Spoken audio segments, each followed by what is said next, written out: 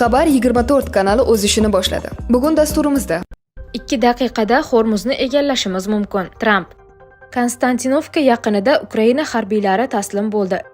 Eron Hormuz bo'g'ozi ustidan nazoratni kuchaytirish orqali strategik g'alabaga erishdi.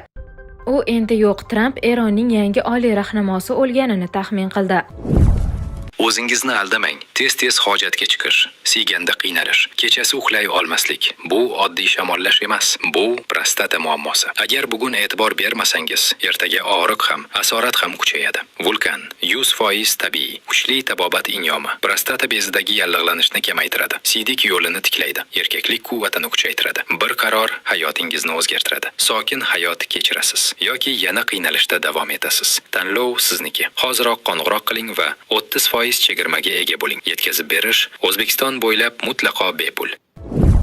Konstantinovka yaqinida Ukraina harbiylari taslim bo'ldi. Janubiy qo'shinlar guruhi matbuot markazi va TASS axborot agentligi xabariga ko'ra, Donbassdagi strategik ahamiyatga ega Konstantinovka shahri yaqinida Ukraina qurolli kuchlarining bir guruh harbiylari ixtiyoriy ravishda taslim bo'lgan. 2 daqiqada Hormuzni egallashimiz mumkin. Tramp. AQSh prezidenti Donald Tramp jurnalistlar bilan samolyot bortida bo'lgan suhbatda AQSh Hormuz bo'g'ozini atiga 2 daqiqa ichida yopishga qodir ekanini ma'lum qildi. U bu fikrni Eron bo'g'oz orqali o'tuvchi kemalar uchun to'lovni joriy etishni rejalashtirayotgani fonida aytgan. Biz uni 2 daqiqada yopishimiz mumkin. Shunchalik tez yopamizki, hatto boshingiz aylanib ketadi degan Tramp. Shuningdek, u Eron bilan kelishuvga erishish imkoniyati mavjudligini va bunday kelishuv yaqin vaqt ichida amalga oshishi mumkinligini ta'kidlagan. Eron Hormuz bo'g'ozi ustidan nazoratni kuchaytirish orqali strategik g'alabaga erishdi. Eron global energiya bozorlariga samarali bosim o'tkazuvchi vositaga aylangan Hormuz bo'g'ozi ustidan nazoratni kuchaytirdi deb ta'kidlaydi agentlik. U endi yo'q. Tramp Eronning yangi oliy rahnamosi o'lganini taxmin qildi. AQSh prezidenti Donald Tramp Eronning yangi oliy rahnamosi Mujtabo Xomanaiy haqida anchadan beri hech qanday yangilik olmaganini ta'kidlab, uning vafot etganini taxmin qildi. Bu haqda u Financial Times nashriga bergan intervyusida so'z ochdi. Tramp intervyu davomida urush boshida va undan keyingi zarbalar oqibatida Eronning ko'p yillik oliy rahnamosi Oyatulloh Ali Xomanaiy va ko'plab boshqa yuqori martabali mulozimlar halok bo'lganidan keyin mamlakatda allaqachon rejim o'zgarishi sodir bo'lganini aytgan. Shuningdek, Tramp Ali Xomanaiiyning o'g'li va Eronning yangi oliy rahnamosi Mujtabo Xomanaiy yo o'lgan yoki og'ir jarohatlangan bo'lishi mumkinligi haqida da'volarini takrorlagan. O'g'li yo o'lgan yo ahvoli o'ta og'ir. Biz u haqda umuman hech narsa eshitmadik. U endi yo'q, deydi Tramp. Eslatib o'tamiz, joriy yilning 9-mart kuni Eronda yangi oliy rahnamo saylangani e'lon qilingan edi. Ushbu lavozimni halok bo'lgan Ali Xomanaiiyning ikkinchi o'g'li 56 yoshli Mujtabo Xomanaiy egallagan. Ko'p o'tmay yangi oliy rahnamoning go'yoki jarohatlangan haqida ma'lumotlar paydo bo'ldi. Bu ma'lumotni dastlab mamlakat prezidentining o'g'li inkor etgan edi.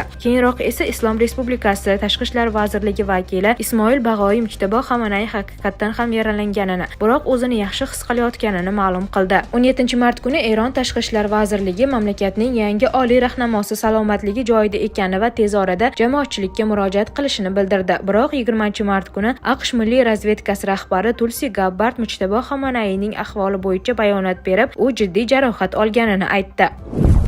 Netanyahu Isroil armiyasi jiddiy yo'qotishlarga uchrayotgan bir vaqtda Livan janubida hujumni kuchaytirishni buyurdi. Isroil bosh vaziri Benyamin Netanyahu Livan janubida hujumni kuchaytirish haqida buyruq berdi. Ayni paytda xorijiy matbuot Isroil armiyasi ushbu operatsiya davomida jiddiy yo'qotishlarga uchrayotganini yozmoqda. Isroil tomonining bildirishicha, operatsiyaning asosiy maqsadi bosqin xavfini oldini olish va tankga qarshi raketa zarbalarini mamlakat chegarasidan uzoqlashtirish. Biroq Military Watch magazin nashriga ko'ra, Isroil qo'shinlari Livandagi quruqlik operatsiyalari davomida jiddiy qiyinchiliklarga duch kelmoqda. Xususan, ularning Merkava tanklari yo'qotishlari so'nggi 40 yildagi eng yuqori darajaga chiqqan. Zirhli texnika esa muntazam ravishda tankga qarshi raketalar va boshqa vositalar qo'llaniladigan tuzoqlarga tushib qolmoqda. Qayd etilishicha, qarshi tomon kichik va harakatchan guruhlar bilan tayyorgarlik ko'rmoqda. Ular oldindan pozitsiyalar tayyorlaydi va kolonnalarga zarba berib tezda chekinadi. Bu esa Isroil qurolli kuchlarining hujum sur'atini sezilarli darajada sekinlashtirmoqda. Qo'shimcha ravishda hududning murakkab geografik joylashuvi hamda zich qurilish sabab tanklar samaradorligi cheklanmoqda. Natijada Isroil qo'shinlari ehtiyotkorlik bilan harakat qilishga majbur bo'lmoqda.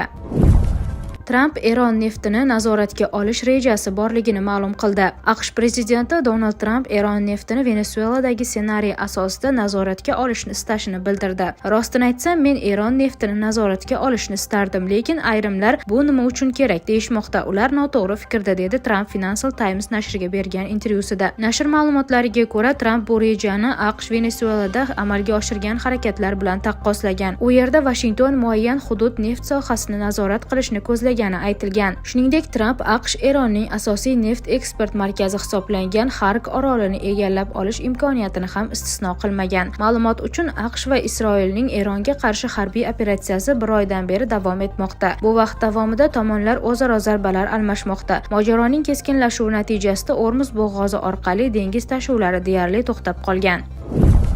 Katta yo'qotish. Eron $500 million AQSh samolyotini yo'q qildi. Eron AQShning E-3 AWACS samolyotini yo'q qildi. Bu haqda Military Watch magazin xabar berdi. Eron ommaviy axborot vositalari AQShning E-3 AWACS havo orqali erta ogohlantirish va boshqarish samolyoti ekanligini da'vo qilayotgan fotosuratlarni e'lon qilgan. Ommaviy axborot vositalarining xabar berishicha, samolyot Saudiya Arabistonidagi Shahzoda Sulton aviabazasiga qilingan hujumda jiddiy zarar ko'rgan. Suratlarda samolyot tom ma'noda ikkiga bo'lingan ko'rsatilgan. Agar rasman tasdiqlansa, bu tarixdagi E-3 samolyotining birinchi jangovar yo'qotishi bo'ladi. Ma'lumot uchun, AWACS havodan ogohlantirish va boshqarish tizimi qisqartmasi bilan mashhur bo'lgan Boeing E-3 Sentry asosan ulkan uchuvchi qo'mondonlik punkti va radardir. Tomdagi ulkan aylanuvchi radar tufayli samolyot yerdagi radarlarga ko'rinmaydigan past uchuvchi nishonlarni aniqlay oladi. Uning aniqlash masofasi 400 kilometrdan oshadi. Statsionar radarlardan farqli o'laroq, AWACS dunyoning istalgan nuqtasiga tezda joylashtirilishi mumkin va ballistik raketa bilan yo'q qilish qiyinroq. Bortdagi ofitserlar qiruvchi samolyotlarning harakatlarini muvofiqlashtiradi, ularni nishonga yo'naltiradi, parvoz paytida yonilg'i quyishni boshqaradi va havo maydoni xavfsizligini kuzatadi. To'liq jihozlangan eng so'nggi avlod samolyotining narxi $400-500 million